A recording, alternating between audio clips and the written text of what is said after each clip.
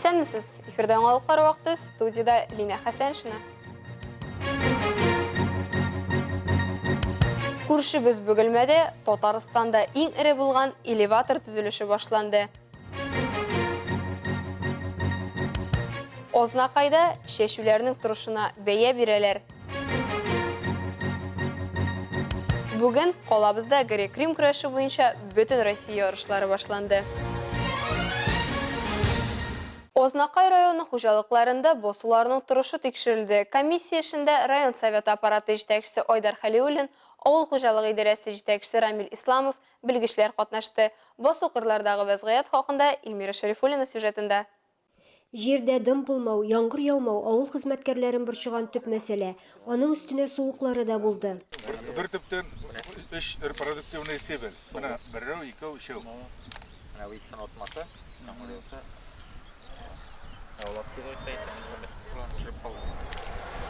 Әгәр дә булагы итмәсә, менә шушы берәү кала менә. Менә шушы гына кала. Буларның ата, ше. Бер чыгара да, менә шушы гына кала, ул менә шушы гына кала. Басу кырларда 15-20 сантиметр тирәнлектә ярылган урыннар бар. Комиссия әгъзалары үсемлекләрнең тыгызлыгы, тигез чәчелешенә игътибар итте. Корткыч, бөҗәкләргә, авыруларга каршы көрәш чараларын тикшерде. Басуларның чисталыгы, чүп үләннәрдән чистартуны карады. Без инде комиссияны состав белән район буенча чәчүлекләрне кабул итү комиссиясы белән чыктык. Монда инде Россельхозцентр, авыл хуҗалыгы идарәсе специалистлары, ветераннар һәм инде һәр хуҗалыкның үзенең җитәкчеләре, специалистлары белән берлектә барлык чәчүлекләрне карап чыктык. Чәчү мәйданнарын без үз вакытында чәчүләрне башкарып чыктык. Бүгенге көндә инде тәрбияләү эшләре бара. Авыл хуҗалыгы белгечләре һәм җитәкчеләр белдергәнчә, бөртекле культураларның, кузаклыларның чыгышы начар түгел. Яңгырлар явып үтсә, уңышка өмет бар әле. Илмира Шәрифуллина, Рөстәм Әкбәров, яңалыклар вакыты, Луч, Әлмәт телекомпаниясе. Бөгелмә районында бәясе 3 миллиард сумга якын булган элеватор комплексы төзелеше башланды. Объект Татарстанның көньяк көнчыгышыннан һәм Россиянең күрше төбәкләреннән алып киленгән ашлык саклау өчен төзелә. Беренче ташны салу тантанасында безнең төшерү төркеме дә булып кайтты. Төзүчеләр юл салу өчен урын билгелиләр. Тиздән подстанция 500 янында Август Леногорск җәмгыятенең яңа элеватор комплексы төзелә башлаячак. Бәясе буенча 3 миллиард сумга төшкән масштаблы объектны Август Агро компаниясе төзи. Элеватор төзелешенең беренче этабын киләсе елның сентябрендә тәмамларга планлаштыралар. Бу площадка 100 тонна ежедневного хранения ашлык белән планлаштырыла. Инде аның мощности монда безнең тимер юл салыначак, кирәчәк. И бу тимер юлда 60 вагон составы формироваться итәчәк. И бу площадка әйтергә кирәк элеватор белән генә калмаячак. Бу безнең 36 гектарлык инвест проектлы площадка. Монда безнең шушы элеватордан тыш дальше планлаштырыла икенче предприятие переработкалар. Элеватор комплексы куатлы проект. Биредә 100 мең тонна ашлык саклау мөмкинлеге булачак. Һәм заманча җиһазлар ярдәмендә тәүлек эчендә 60-ка кадәр вагон йөкләнәчәк. Беренче ташны салу тантанасында Татарстан Республикасы премьер-министры урынбасары, авыл хуҗалыгы һәм азык-төлек министры Марат Җаббаров та катнашты. Бүгенге көндә бик актуаль мәсьәлә безнең зерна сату экспортка дип. Безнең тимер юл элеваторлары республикада авар бар, күп түгел, но буларның 50-60 вагон единовременно нагрузка мощный элеватор булачак. Эски элеваторлар безнең көненә 1-2 вагон гына отгружать итеп әтәсе килә. Булар бик көчле проект, кирәк проект. Таш салу тантанасы ахырында Бөгелмә шәһәренең үзәк мәчетенең имам хатибы һәм гыйбадәтханә башлыгы дугалар кылдылар. Айгөл Шәрәфиева, Зирак Сәйдкулов, яңалыклар вакыты, Луч, Әлмәт телекомпаниясе. Ширмешән районы Түбән Кармалка авылы янында да 30 мең тонна бөртек сыйдырышлы элеватор төзергә җыеналар. Аның кайда булачагы урыны хакында муниципаль район башлыгы Рамил Айбатовның Биоагро җәмгыяте вәкилләре белән очрашуында килешенгән. Бу хакта безнең Ширмешән хәбәр итә. Әлеге җәмгыятьнең райондагы бүлеге идарәчесе Руслан Хәлиуллин әйтүенчә, яңа объект Түбән Кармалкадагы сыек ашлама ясау үзел янәшәсендә төзелергә тиеш. Элеватор 50 кешене эшли итү мөмкинлеге бирәчәк. Өстәвенә бу төзелеш җирле товар җитештерүчеләрнең ашлыкларын сакларга мөмкинлек бирәчәк. Бүген Ширмешән районында ире хуҗалыклар белән бер рәттән фермер хуҗалыклары да үсештә. Шундыйларның чираттагысы хакында Рәдифә Ногманова материалында. Мөгізлі әрі тірелінің саны бойынша Қормыш ауылы Ширмешан районында 2-ші урынны билен. Ләкин бұл сандарын тотып тұрар үшін ауыл халқын оңған һәм тырыш болырға тиеш. Мұны фермерлер һәм шәхси хуҗалыклар үз мисалында күп тапкырлар раслаган.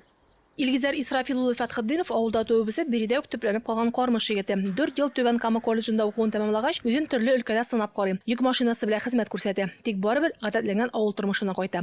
Бірінші КАМАЗ бар evine грузоперевозкада кішілерге услугылар көрсетіп берейін. Услугыларда өтінде БС, кенттен жолда, аларын ташладымдан шу ауылда үз семьяң қайтып ятуы да бітентірлі.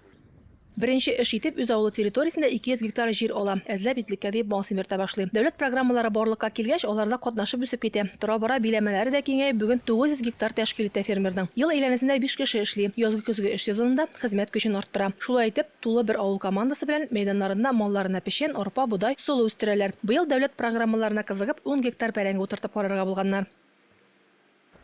67 баш сыйыр инде. Просто бузаулар için инде. Қалғандар енді 1 яшқа қатылылары 100 баш, қалғаны аткөрмішні өгізлер енді бізде. Бәйленмеген, волыда ерилер. Көтү көтәсендә көтүлек җирләрегез бар? 200 баштан артык мал өксеңдә. 7 премлек трактор, 3 йөк ташу машинасы, 3 комбайн, хуҗалык, авыл хуҗалыгы техникасы белән тулысынча тәэмин ителгән.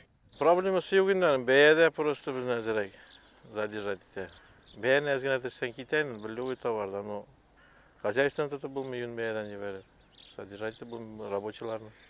Илгизәр Фәтхетдинов һәрәшендә дә гаиләсенең ярдәмен тоя. Бүген алар тормыш иптәше белән бер ул һәм кыз үстерәләр. Моннан тыш фермер эшчәнлегендә аңа туганнар да ярдәм итә. Рәдифә Нугманова, Вадим Тарасов, яңалыклар вакыты, Луч, Әлмәт телекомпаниясе. Безнең иҗат төркеме булып кайткан Кормыш авылында эшләүче фермерлар күктән төшкәнне көтеп ятмыйча үзләре булдырырга гадәтләнгәннәр. Бу өлкәдә аларга авыл халкы бердәм рәвештә теләктәшлек белдерә. Шуңа күрә бүген биредә тормыш-көнкүреш мәсьәләләрен бергәләп хәл итеп яшәп яталар. Кормыш авылы Ширмешан районы үзәгеннән 29 километр төньяктарак урнашкан. Биредә авыл җирлегенә караган яшәүче бистәсе белән бергә 165 хуҗалыкта 355 кеше яши. Авылда яшәеш өчен кирәкле шартлар тудырылган. Төп мәктәп, балалар бакчасы, фельдшерлык, акушерлык пункты, мәдәният йорты эшли. Авылда инде безнең мәктәптә 33 бала бу елны инде. Садикта 10 бала, 2 бала выпускаться итте.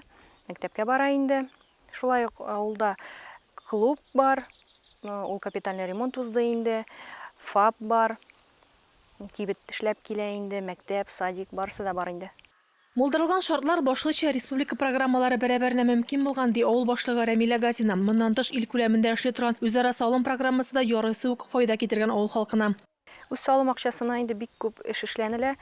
Ул инде елдан-ел актуаль вопрослар кала. Ул кар чистарту, үлән кисү, чабу инде. Электроэнергияга түләү, самообложениега инде менә халык нәрсә сорый, шуны эшләргә тырышабыз инде. Көтүгә үгез сорасалар, үгез алып бирәбез. Менә шушы лестницаны да инде шул самообложение акчасына эшләнелгән инде. Нәрсә сорыйлар, шуны эшләргә тырышабыз инде. Халык авыл хуҗалыгы продуктларын җитештерүдә яраклашкан. Биредә фермерлар күп. Авылда асралучы терлек саны буенча гына да ул районда 2нче урында тора. Авыл хуҗалыгы министрлыгы ярдәме белән инде бик күп субсидиялар белән куллана инде халык. Без аларга ярдәм итәбез бу субсидияларны алуда. Савым сыерларга, кәҗәләргә, казларга барысына да бөтенсенә субсидия бар. Мини фермалар, микрофермалар барысында да катнашырга тырышабыз инде. Бүген авыл янәшәсендә халык телендә Пекин юлы дип аталучы тиз йөрешле зур трасса төзелеше бара. Шуңа күрә авыл халкын булай да таушалган юлларның җимерелүе генә борчый. Авыл башлыгы сүзләренчә, бу мәсьәлә төзелеш эшләре тәмамлангач та хәл ителергә тиеш. Һәрхәлдә төзүчеләр шулай вәгъдә биргән. Рәдифә Нугманова, Вадим Тарасов, яңалыклар вакыты, Луч, Әлмәт телекомпаниясе.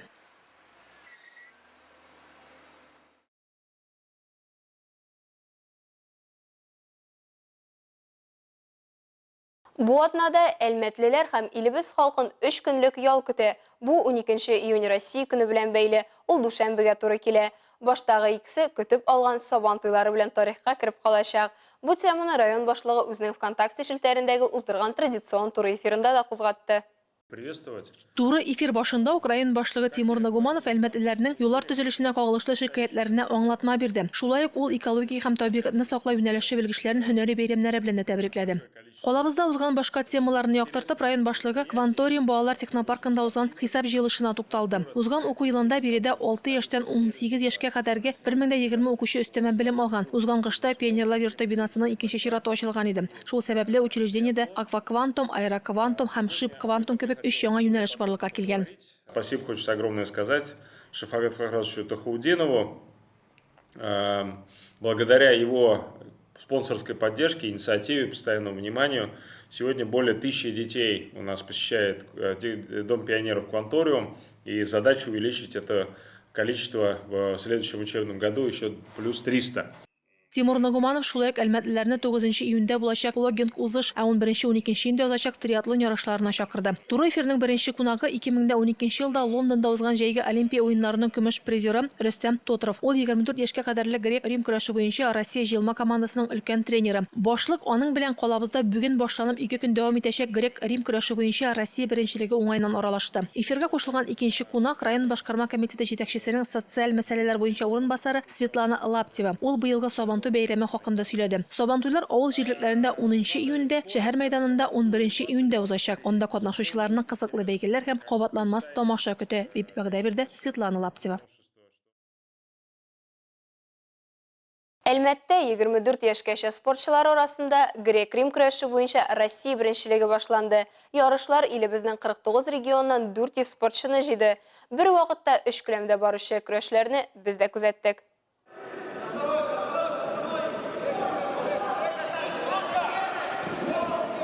Татарстан илебездә көрәшчеләр республикасы буларак танылган. Олимпия уеннары программасына керүче ирекле көрәш, хатын-кызлар көрәше һәм грек-рим көрәшеннән тыш милли көрәш тә бар. Шуңа күрә илкүләм ярышлар Әлмәттә узу гаҗәпләнерлек хәл түгел. Нефтьчеләр каласында барлык мөмкинлекләр дә тудырылган. Оештыру да югары дәрәҗәдә. Это очень высокий уровень. Приехало гостей, там довольно-таки много приехало гостей. Олимпийские чемпионы, которые приехали посмотреть. Они приезжают для пропаганды греко-римской борьбы. 24 яшькәчә егетләр арасында грек-рим көрәше буенча Россия беренчелеген үткәрү, сәламәт яшәү спортны, гомумән алганда көрәшне популярлаштыру бурычын үти. Илкүләм чараның максаты Россия җыелма командасын туплап, дөнья, Европа чемпионатларында, Олимпия уеннарында нәтиҗә күрсәтердәй спортчыларны сайлап алу. Это у нас основное первенство. Чтобы попасть сюда, ребятам было необходимо пройти прежде соревнования. Внутренние соревнования, это свои региональные, потом федеральные округа. И уже вот это наш основной старт. Биредә 24 яшьлек спортчылардан тыш 18-дәге көрәшчеләр дә чыгыш ясый. Алар арасында Әлмәт егетләре дә бар. Мне 18 лет, КМС, занимаюсь 4 года. Из Красноярска был неплохой соперник, встреча прошла нормально. Как хотелось, прошла.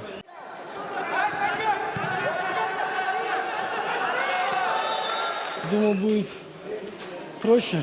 Вот, чуть недооценил соперника. Вышел. В итоге вот отхватил свое преимущество в 5 баллов. Упустил. Благо получилось потом добрать и завершить досрочно. Вот. Но первая встреча всегда тяжело дается. Дальше должно пойти легче. Грек-рим көрәше иң кызыклы спорт түренең берсе, дип саный бирегә җыелган спортчылар да, аларның остазлары да.